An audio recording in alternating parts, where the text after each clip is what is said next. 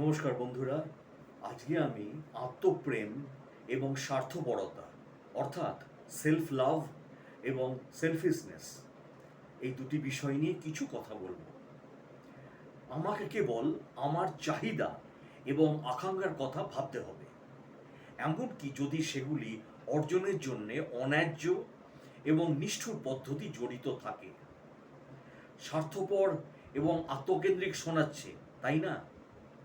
আমার ক্ষত এবং নিজের যত্ন নেওয়া দরকার। এটি আমাকে কেবল নিজের যত্ন নিতেই সাহায্য করবে না, বরং আরও ভালোভাবে বিশ্বের জন্য অবদান রাখতে সক্ষম করবে।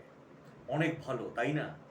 মূলত এটাই আত্মপ্রেম এবং স্বার্থপরতার মধ্যে পার্থক্য, এবং এটি আমার আজকে আলোচ্য বিষয়।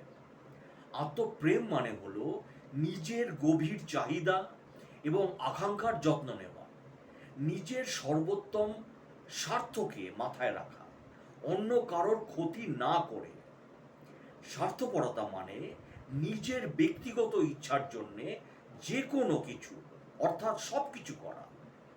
আত্মপ্রেম পৃথিবীকে উন্নত করার প্রকৃত প্রয়োজন থেকে উদ্বুদ্ধ হতে পারে, কারণ আমরা সকলেই এই জটিল মহাবিশ্বের অংশ, এবং সামগ্রিকভাবে কিছু অর্থাৎ বিশ্ব উন্নত করতে হলে আমাদের উপাদানগুলিকে উন্নত করতে হবে। আমরা ছাড়া আর কেউ আমাদের উন্নতি করতে পারে না, আমরা নিজেরাই। আত্মপ্রেম আত্ম উন্নতির প্রকাশ। কোনো কিছুর উন্নতি করতে হলে তোমাকে সেটাকে ভালোবাসতে হবে, যাতে তুমি সেটাকে লালন পালন করতে পারো। ভালোবাসা ছাড়া তুমি কোনো কিছুকে লালন পালন করতে পারো না।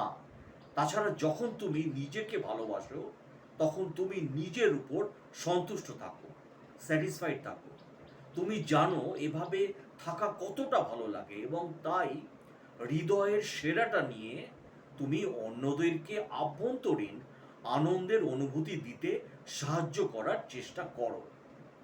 স্বার্থপরতার জন্যে একজন ব্যক্তিকে অহংকারী এবং নিষ্ঠুর হতে হয়।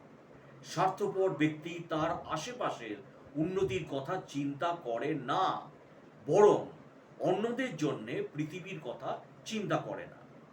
তারা কেবল নিরাপদ থাকতে চায়, এমনকি যদি এটি অন্যদের নিরাপত্তার সাথে আপোষ করে। তারা এগিয়ে যেতে চায়, এমনকি যদি এর জন্যে অন্যদের পেছনে ঠেলে দেওয়া হয়। এটি ক্রমাগত একটি বিষাক্ত প্রতিযোগিতা এবং নিরাপত্তাহীনতার অনুভূতি তৈরি করে। ফলস্বরূপ আপনি অন্যদের সন্তুষ্ট থাকতে দেখতে পান না, এমন অনুভূতি যা আপনি খুব কমই অনুভব করেছেন। আপনি অন্যদের নিচে নামিয়ে দেন, গোপনে আশা করেন যে এটি আপনার মনোবলকে উন্নত করবে। আত্মপ্রেমী শক্তি। স্বার্থপরতা তার সবচেয়ে কুৎসিততম নিরাপত্তাহীনতা। তাই নিজেকে ভালোবাসা কি স্বার্থপরতা? একেবারেই না। নিজেকে ভালোবাসা কিভাবে স্বার্থপর হতে পারে বলুন?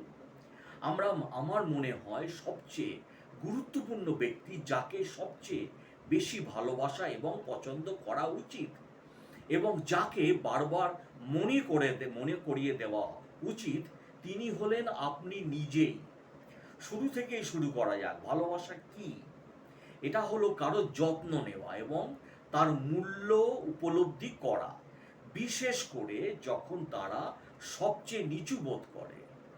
আমরা সব সময় এমন একজন মানুষকে ভালোবাসতে চাই যার সবচেয়ে বেশি প্রয়োজন, যারা বুঝতে পারে না যে তারা কতটা সুন্দর আত্মা নিয়ে এই পৃথিবীতে এসেছেন, যাদের মনে করিয়ে দেওয়া দরকার যে পৃথিবীতে তাদের জীবনের একটি সুন্দর উদ্দেশ্য রয়েছে। তারা কোনো ভুল নয়, বরং আশীর্বাদ। আমরা আমাদের মনের ভেতরে এমন অনেক পরিস্থিতি তৈরি করি যেখানে অবশেষে আমরা আমাদের আত্মাকে আঘাত করি। এটি নিয়ে কাজ করুন, দেখুন এর থেকে বেরিয়ে আসার জন্য কি করা যেতে পারে। তাই যদি তুমি নিজেই এই যত্ন এবং উষ্ণতার সবচেয়ে বেশি প্রয়োজন হয়, তাহলে তা করো। তোমার জীবনের সবচেয়ে গুরুত্বপূর্ণ ব্যক্তিকে ভালোবাসা থেকে তোমাকে কি বাধা দিচ্ছে? এতে স্বার্থপরতার কিছু নেই। যখন যখন তুমি নিজের মধ্যে এতটাই মগ্ন হয়ে যাও যে অন্যদের উপর এর প্রভাব কেমন তা তুমি উপেক্ষা করতে থাকো, এটা হবে চরম পাগলামি। আত্মপ্রেম অনুশীলন করো, কিন্তু নম্রতার সাথে। তাই নিজেকে ভালোবাসার স্বার্থপর হওয়া এক নয় বন্ধুরা, এবং এর মধ্যে একটি সূক্ষ্ম পার্থক্য আছে।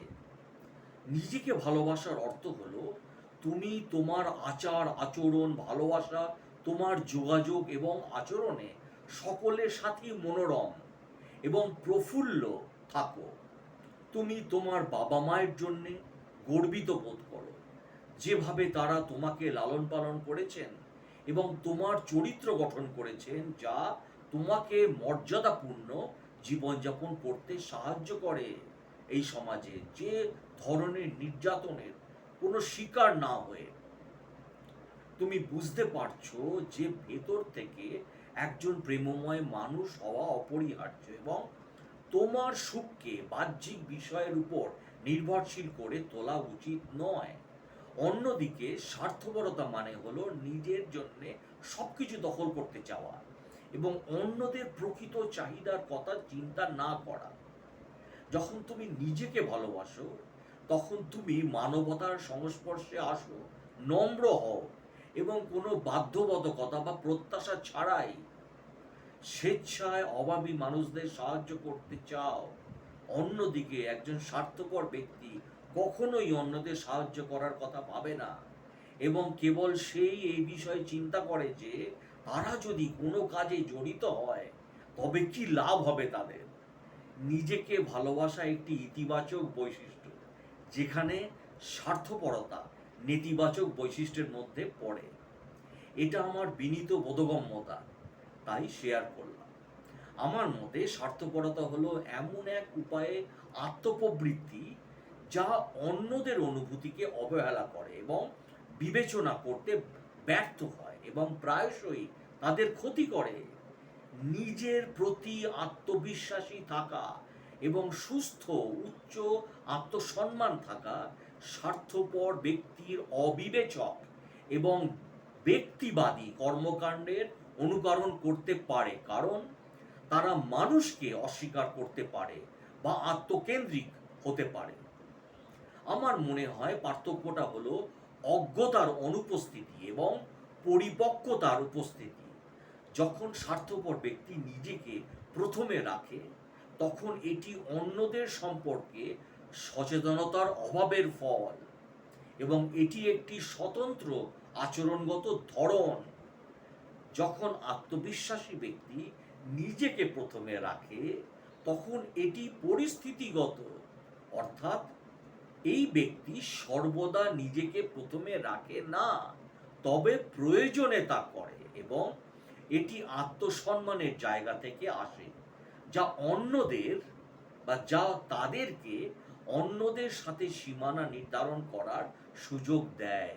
তা সত্ত্বেও আমি মনে করি এই বৈশিষ্ট্যগুলি একজন ব্যক্তির মধ্যে কিছুটা হলেও সহাবস্থান করতে পারে, তবে শব্দের অর্থ অনুসারে আমি বিশ্বাস করি না যে কেউ উভয় দ্বারা সমানভাবে চিহ্নিত হতে পারে। আমার মতে একজন খুব প্রভাবশালী হবে কারণ তাদের সম্মান না করলে বা অন্যদের সম্মান না করলে কেউ নিজেকে সম্পূর্ণরূপে সম্মান করতে পারে না। তুমি যেভাবে প্রশ্ন তৈরি করছো তাতে আমার মনে দৃঢ়তার কথা এসেছে, এবং আত্মবিশ্বাস এবং স্বার্থপরতা উভয় কিভাবে প্রকাশের ক্ষেত্রে একত্রে মিলিত হতে পারে। দৃঢ় মতামত থাকা, না বলা, নিজের সমালোচনা না করার প্রবণতা স্বার্থপর এবং আত্মবিশ্বাসী উভয় ব্যক্তির মধ্যেই দেখা যেতে পারে।